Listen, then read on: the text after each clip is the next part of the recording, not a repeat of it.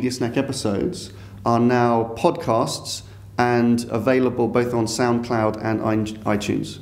What? Not all, and not on iTunes. Pretty much, you got one out of three right then.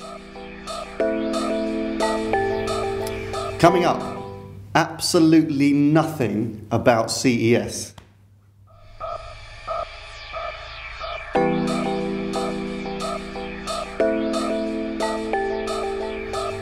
Hi, and welcome to IDCom's Media Snack, episode 6. So the first one of 2016. You had a good new year? Very good. How about you? Very good so far.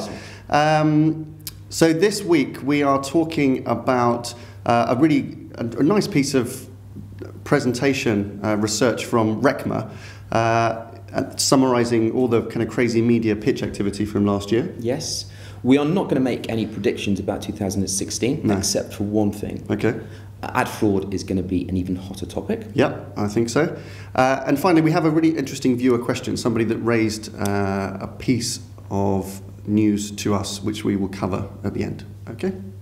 All coming up in today's IDCom's Media Snack in just the time it takes to eat a sandwich.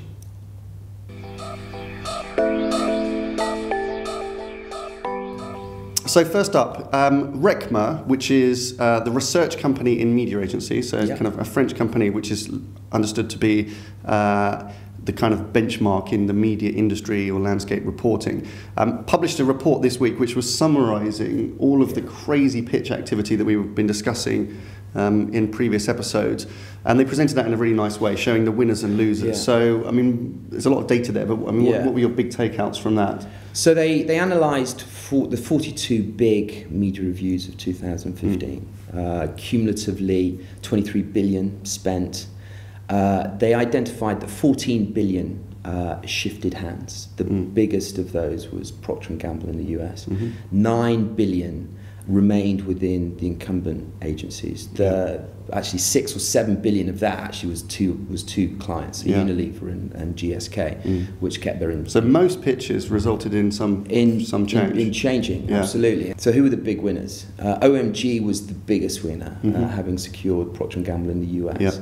Mindshare increased their billings by about 950 million, having won General Mills. had a funny year. They lost L'Oreal, which must have been a big blow, but they compensated by securing J&J globally and also winning, the prized account of the Coca-Cola company, which was huge. Cara did very well in the US, securing Mondelez and consolidating their position with Procter & Gamble. There were two big losers. OMD had a bad year. They lost Coty, Johnson & Johnson, Visa. But the biggest loser of all was Stockholm MediaVest Group, who in 2015 failed to secure Procter & Gamble. Novartis was a big loss for them. Coca-Cola was also big. And mostly that's in the US. A lot of that is in the US. So it was a really big kind of blow, and it must sting for Stockholm. So in terms of the groups, Dentsu did very well. They were up about 950 billion. Omnicom Group did very well. In fact, all of the groups actually had a net positive performance. Except how was that possible? Well, because Publicis had such a terrible year, so they were down 2.5 billion. And is it a case of just rearranging the deck chairs? Do you think? Because every agency seems to have lost a bunch and won a bunch, and the net gains are not that dramatic, frankly, or the net losses are not that dramatic, with the exception to Stockholm, perhaps in the US. I think for the majority of the groups, it will be a case of just sort of shuffling the pack. The most significant bloody nose was received by Publicis. I mean, interesting. We look at it in a slightly more philosophical perspective, because this is all very cyclical. But you read something interesting from the investor press. Well, we follow a lot of the commentary that's given to the investor community, because this always gives you a very good insight into how the shareholders and the analysts, and therefore the advisors to those investors, are viewing these as companies, right? So these are performance indicators. Brilliant report come from Nomura Bank talking about the impact of the Publicis losses from last year, and the announcement the Publicis are saying, Q4 for them is going to be pretty bad, so stand by. And to view 2016 entirely as a transition year, given this restructure that we've talked about in previous episodes. So, investors are kind of, warily backing away, I think, from Publicis from an investment perspective. But there's some great language in that report, because actually this is an investor's kind of advisory piece. It states that the Starcom brand, they think, can survive the loss of P&G. So, I mean, from an investor's perspective, I mean, they're saying this is catastrophic. The idea that one of the world's largest agencies and the biggest agency in the US, as a brand, can survive this loss, that's something that's being advised to investors in these communications groups. So you can see how significant some of this change is. It really was quite dramatic, some of the changes that happened, to cause the investor community to kind of be that strong with their language. So I think we should vow not to talk about 2015 pitches pretty much anymore. I mean, it's been a big commentary here and elsewhere about the crazy year it was in terms of pitches. I think the Recma report is a nice bookend to that, because it's a really good summary. We'll provide the links to those things. The only outstanding one that we think of that any significance is Sony, which is yet to declare. And you wrote a couple of pieces for the trade press in the UK and the US, just kind of summarising some of our learnings from some of these big pitches from last year. So the first one was in Brand Republic, and I tried to categorise some of the observations that I'd found based on the successes of the agencies within the reviews that we'd managed.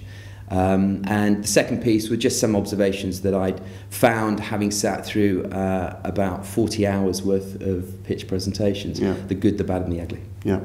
Good. So check them out. We'll provide the links to those as well.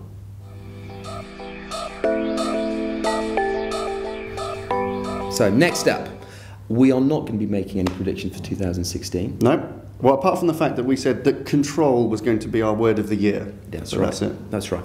But you've identified something that you've read that you think is important. Somebody else's predictions. So we're going to donate our predictions to support of those to somebody else, because there's lots of people making predictions.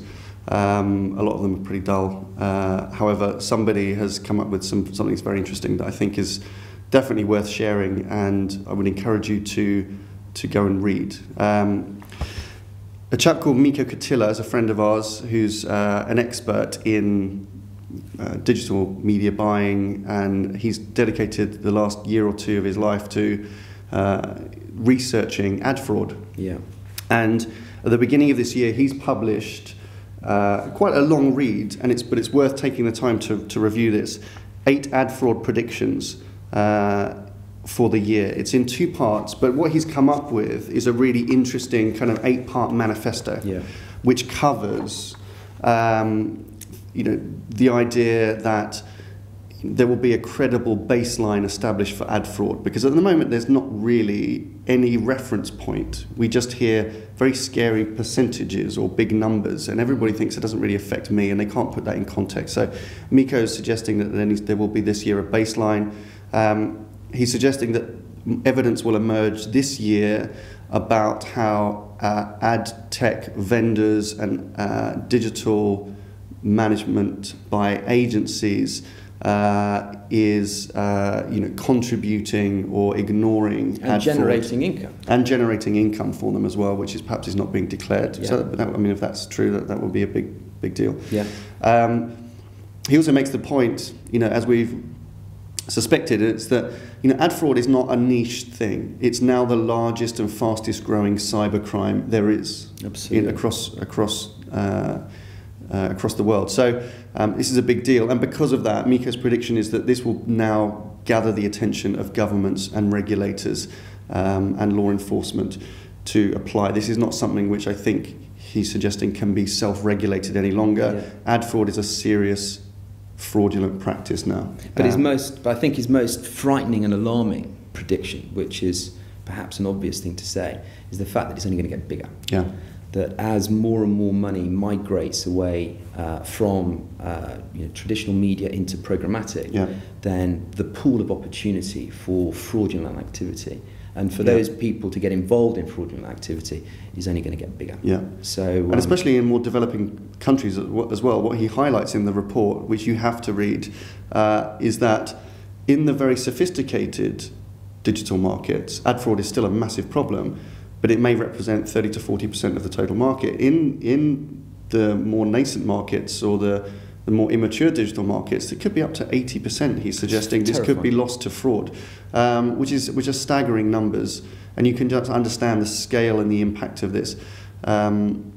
This is, I think, so our prediction as a proxy, repeating really Mikko's predictions, is that AdFraud is going to be too big to ignore this year. Yeah, and for marketeers, there is an obligation to get on top of it, to understand it better, to make sure that the agencies are making the right decisions, that clients are knowledgeable enough to help protect themselves against something that is going to be a massive, massive issue. Yeah. And this is a good start point. So we'll provide a link. Do read this. It's a great start to the year. If terrifying start to the year, but it's a good start to the year. Last up today, we are responding to a viewer's question. We are. Paul from Dubai raised this question at the back end of last year. He spotted an article in one of the trade press that identified the Daily Mail Group publishing some rebate issues within their annual report. Yeah, I mean, and this was striking. It's a shame it kind of came out right at the end of the year because I think it just kind of got buried over Christmas. But the news was that the Daily Mail Group, which is one of the largest publishing groups in the UK, and in fact actually have massive digital publishing operations globally, but in their UK accounts they had allocated about £26 million, which is about $40 million, for rebates. And it actually, for the first time, a large publisher had kind of declared that they had ring-fenced some budget for the year, for 2016, to be allocated to agencies and clients, it says, as incentives for completing significant sized deals. So if you think that their total billings are around £350 million, so 26 million represents about 7% then of their total ad revenue. That's a significant chunk, and it's really interesting to think that that is kind of a defined amount. And benchmark, right? So now you begin to understand the rebate provision that the Daily Mail Group are providing to agencies for advertisers' investment in the Daily Mail Group. So if I was an advertiser, my first question would be, how much am I spending in the Daily Mail Group? And what is 7% of that? And am I seeing any of that coming back to me? Yeah. And if you're not, then you'd be straight on the phone to your agency. That's right. Or if you're getting 4%, you might ask why. If I'm getting 10%, I wouldn't say anything. Keep quiet. Yeah.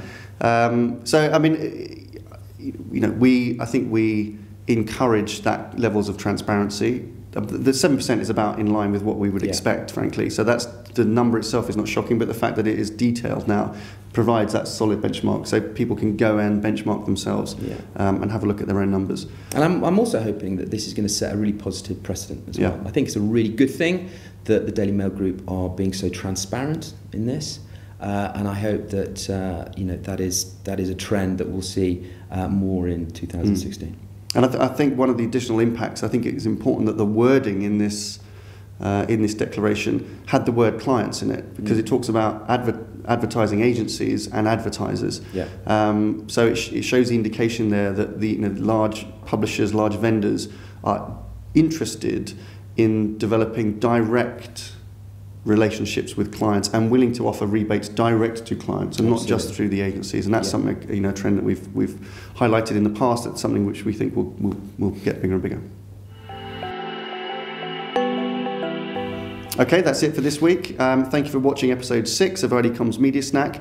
Please give a thumbs up and subscribe to the channel to be updated with new content. Bye for now. Have a good weekend.